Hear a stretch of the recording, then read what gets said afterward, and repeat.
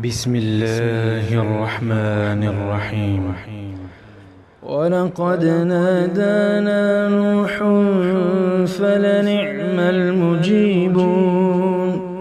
ونجيناه وأهله من الكرب العظيم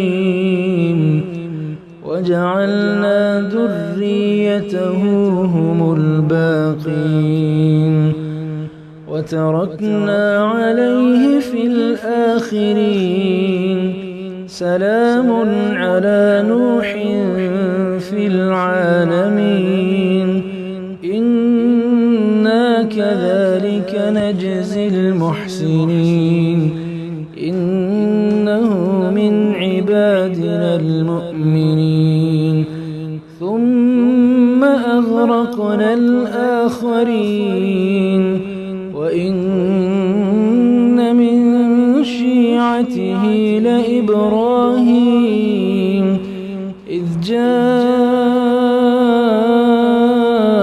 ربه بقلب سليم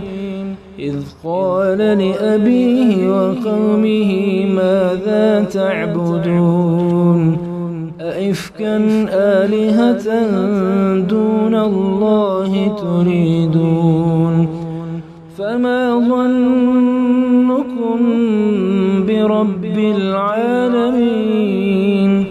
فنظر نظرة في النجوم فقال إني سقيم فتولوا عنه مدبرين فراغ إلى آلهتهم فقال ألا تأكلون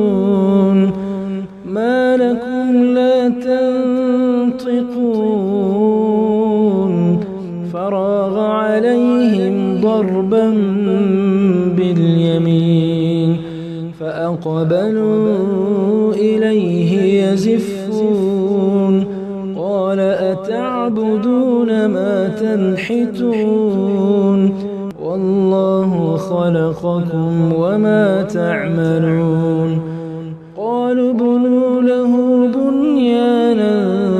فألقوه في الجحيم فأرادوا به كيدا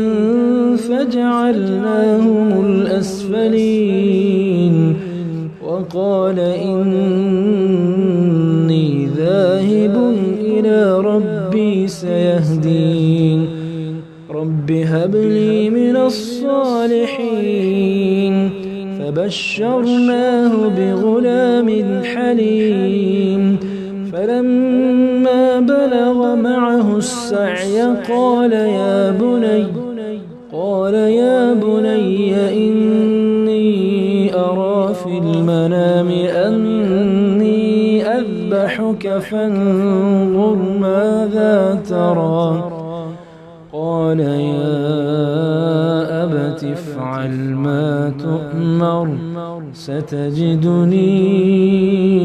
إن شاء الله من الصابرين فلما أسلما وتله للجبين وناديناه أن يا إبراهيم قد صدقت الرؤيا إنا كذلك نجزي المحسنين إن هذا لهو البلاء المبين وفديناه بذبح عظيم وتركنا عليه في الآخرين سلام على إبراهيم كذلك نجزي المحسنين إنه من عبادنا المؤمنين وبشرناه بإسحاق نبيا من الصالحين وباركنا عليه وعلى إسحاق ومن ذريتهما محسن وظالم لنفسه مبين.